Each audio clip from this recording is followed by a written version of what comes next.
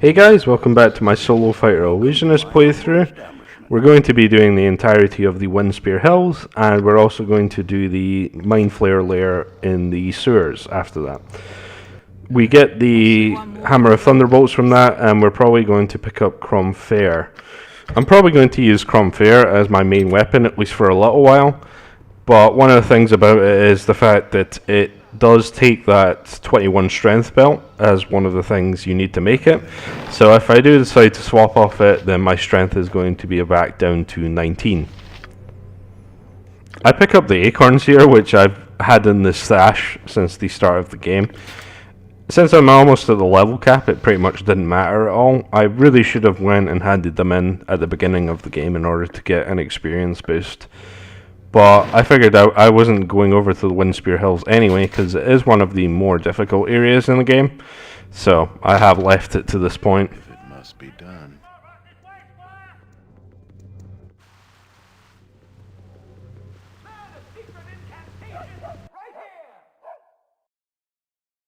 You have been waylaid by enemies and must defend yourself. I never really saw this encounter before, so I don't know exactly what triggers it, but it's quite amusing how they all cast offensive spells at me like Magic Missile, Acid Arrow, and they just can't hit me because magic damage is just completely negated for me. Scream for mercy! It's probably best left to me.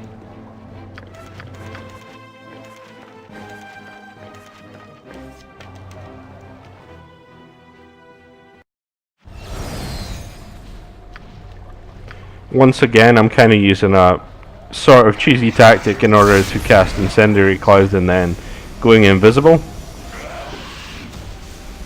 But I really could have just killed these guys in melee anyway. What goes on here? You'll notice how much damage Incendiary Cloud does. I think it was hitting one of those enemies for like 57 damage because they failed their save. So it's really good in terms of damage, but the problem with it is the fact that it deals fire damage as opposed to Horrid Wilting, which does magic damage. And fire is the most commonly resisted element, so it's not really that reliable as a AoE nuke, but it's good for taking out groups that might be fairly difficult and humanoids that aren't resistant to magic at all. I hope this is worth it.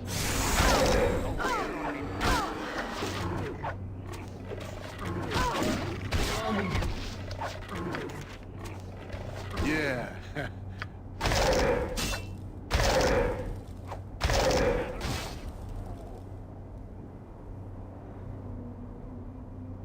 I will do what this must end. I cannot live under this shadow, under his heel. I'll see to it. Nasty times are coming, I reckon.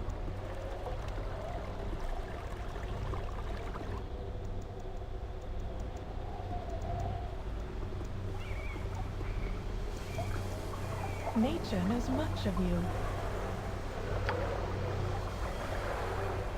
The trees speak of your presence.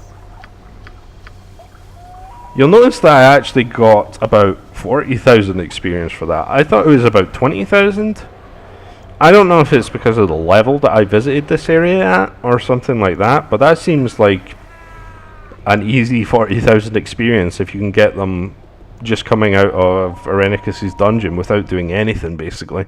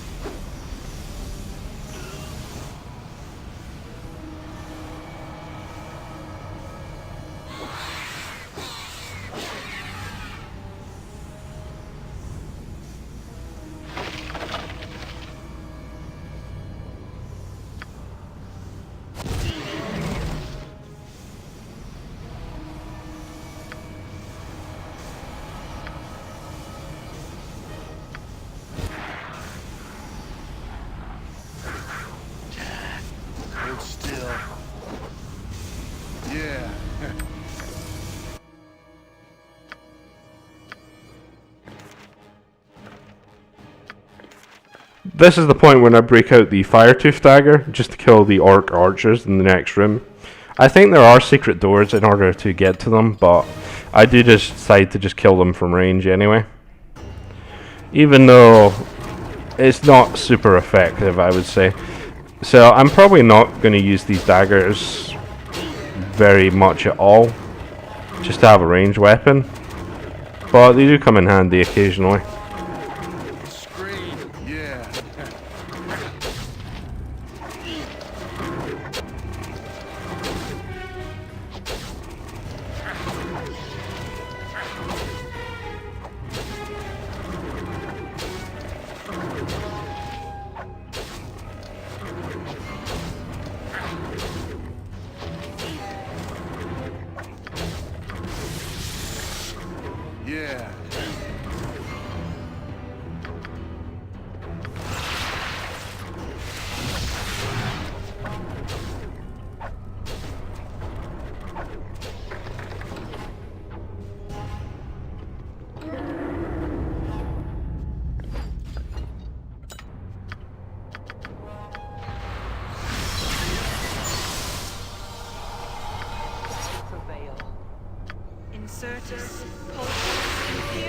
You'll notice that I decided to use a Planetar for this next room because there's an Adamantite Golem there, which is some of the most annoying enemies in the game, so it always helps to have a summon, like Mord Swords or something, or a Planetar.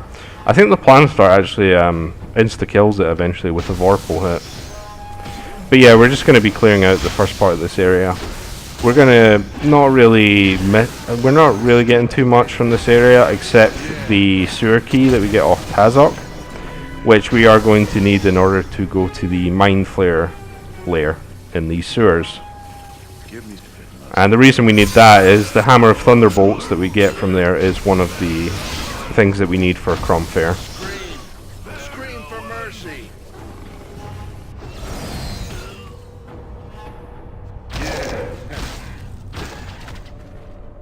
I'm waiting. It's probably best left to me. I shall prevail. Not a concern. Give me worth it. Scream for mercy. Yeah. Hold still.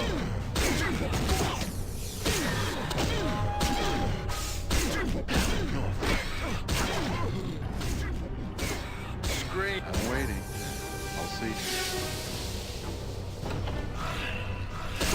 I'm willing.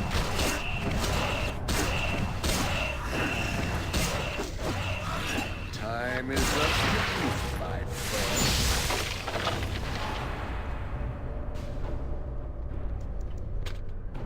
You'll see we're at the point where we hit the level cap, 8 million experience. We get our last proficiency, which I do put in two-handed swords. The reason for that is I might be using a bit of Soul Reaver eventually with Greater Whirlwind attack. I'll need to get to a non-good alignment in order to use Soul Reaver. And I put my final high-level ability into another use of Hardiness. I don't know if that was a great idea. I maybe should have picked up another Critical Strike or Greater Whirlwind. But I haven't really been using them all up to this point, so I figured it was fine to just skip that. So the thing that makes this next area trivial is just use protection from fire against the Guardians here, because they all have stuff like Fireball, they all put up fire shields, and you don't even need to waste spells and like breach them or anything like that. Just take them down like that. And I end up using my spell sequencer finally on, I think it's Samia's group. Mainly because I've been holding on to it for ages and I actually forgot about it. I haven't really been using too much of the spell sequencers or contingencies. Mainly because I found it kind of unnecessary. I really shouldn't be... If it gets to the point where I'm in a helpless status, then I probably lost the fight already. But some of the good ones that you can use with the level 6 contingency spell are, if you're in a helpless status, then either cast Improved Invisibility, or Stone Skin, or you could cast Mislead. Mislead might be better than Improved Invisibility, to be fair. One of the other spells that I normally use a lot, especially in spell sequencers, is Web. mainly because it has a -2 save penalty. It's only a level 2 spell, and it just completely destroys enemies because you can just hit them after you're done. I can even walk into the web without free action because my saves are so good. And you can cast Greater Malice and before that. So it's just a great spell in order to hold enemies, and when they're held, they're pretty much dead at that point. So one of my favourites, and the one that I made before, was Greater Malice and then Web ×2.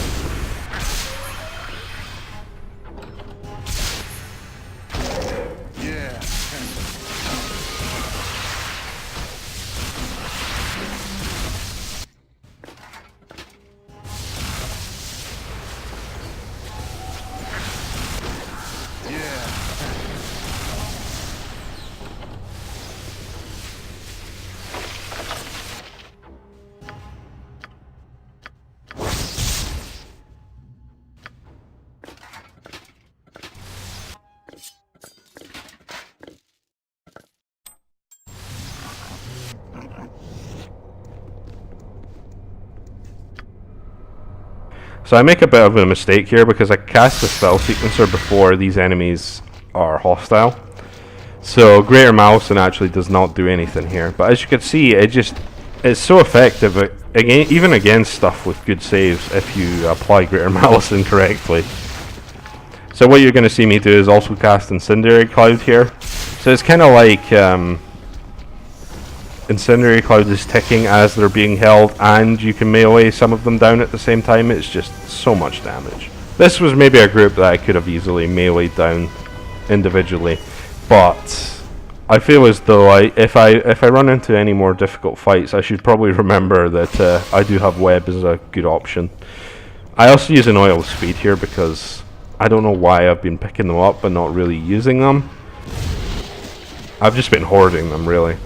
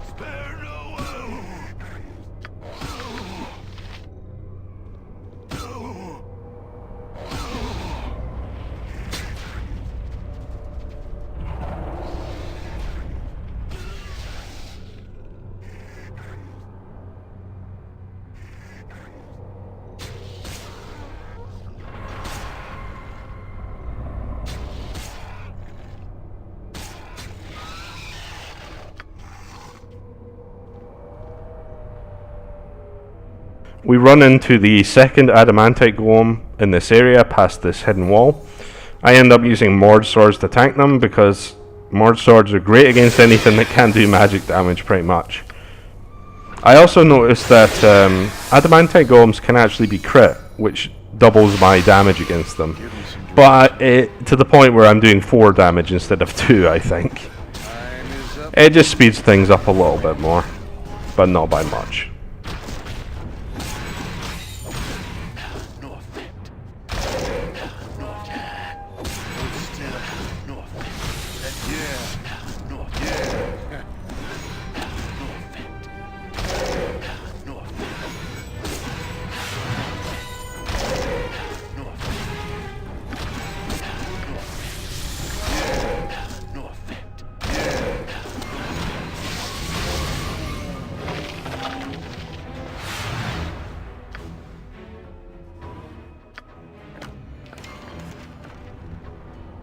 I'm waiting. I'll see to it. Let's do this quick and scream! Scream for mercy!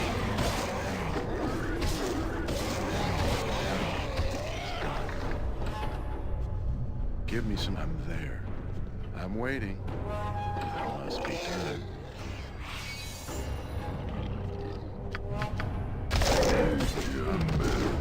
Give me some damage. That's probably best. I'm waiting.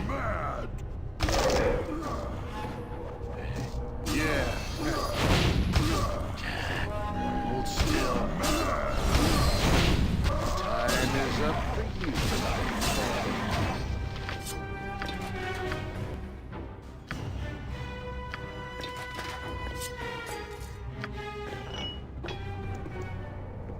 You are welcome in my sight. Time is up for you. Hold still.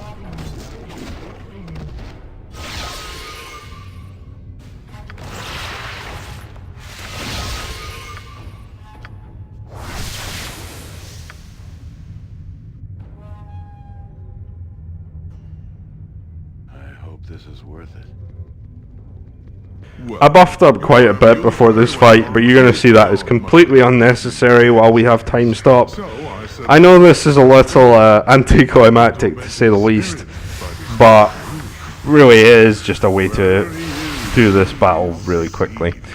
Just a time stop because he is not going to be hostile when it starts out, and then I activate critical strike. I don't think Firkraag can be crit because I don't think I was doing any more damage after I activated it. But apart from that, he dies before the time stop even finishes. Another way you can go about this is if you're a caster type, then cast Improved Alacrity right after you cast time stop, or right before. And you'll be able to pretty much unleash your entire spellbook at them, because Improved Alacrity will allow you to cast many spells in one turn.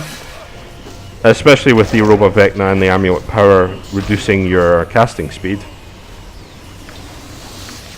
But that is for more like sorcerer types mainly. I don't even need to use spells in that case, apart from Improved Haste, I guess, and Time Stop. Something stranger. Another useful thing you can do if you're a caster is you can activate the auto pause for spell cast. The reason for that is if you use Improved Alacrity, you can continuously let the game pause right after you cast the spell, so you'll be casting more spells instead of having to rely on a manual pause. It's really broken, honestly. You can cast basically your entire spellbook as long as the you're using spells with a lower cast time like Magic Missile and stuff like that. But generally, I'm going to stay away from using Improved Alacrity most likely. There might be a few instances where I want to use it, but since this is a fighter mage, I decided it's probably better to stick to melee wherever possible. I'm there. My heart is free, and I have you to thank. If it must be done.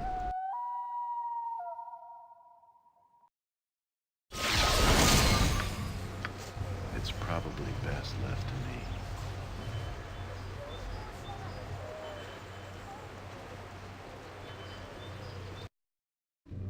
Hey, not a concern.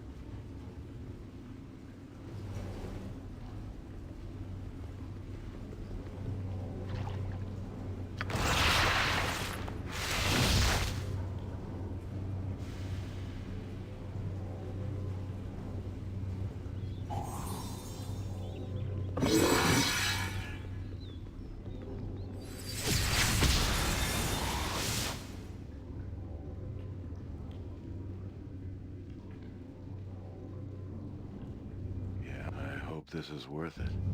Yeah, I'll see to it. We're going to absolutely steamroll this area here. The first room isn't too difficult because there's only one Mind Flayer in it and a bunch of mages and stuff like that that aren't really a big concern to me. But apart from that, I think I use Incendiary Cloud again. Just such a good spell against enemies like this. You are going to be noticed that most of them are making their saves to take half damage. So this is another instance in where Greater Malison could be potentially useful, just to reduce their chances of making the save for half damage. But since Mind Flayers are mostly threatening because of their intelligence drain, that's why Mord Swords are so good against them. So I end up just sending in the Mord Sword as bait and just killing the Mind Flayers while they're focused on them. So Mord Swords cannot be intelligence drained at all, so they cannot die from that. Give me some. I'm willing. I'm waiting.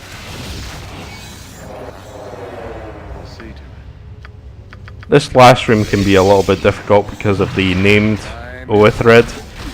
So I end up using Time Stop just to completely demolish most of the fight here.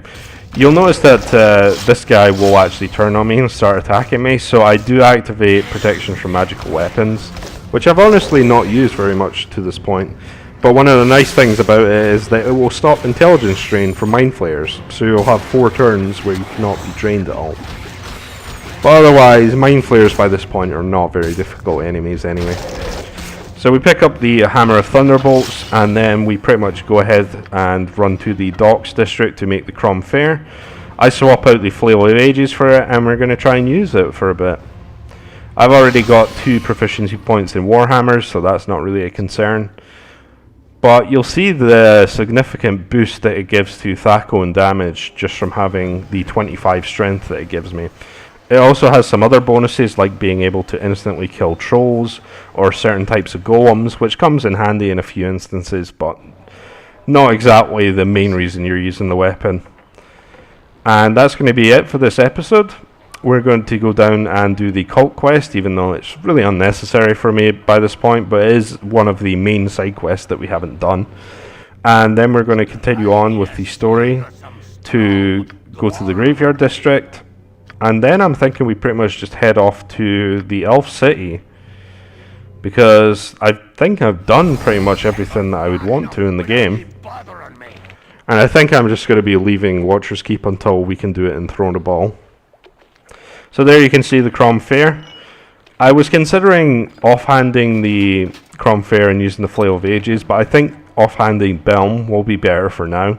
I might swap to that later on, Flail of Ages and Crom Faeyr, but we'll see how it goes. So I hope you guys enjoyed, and I'll see you next time.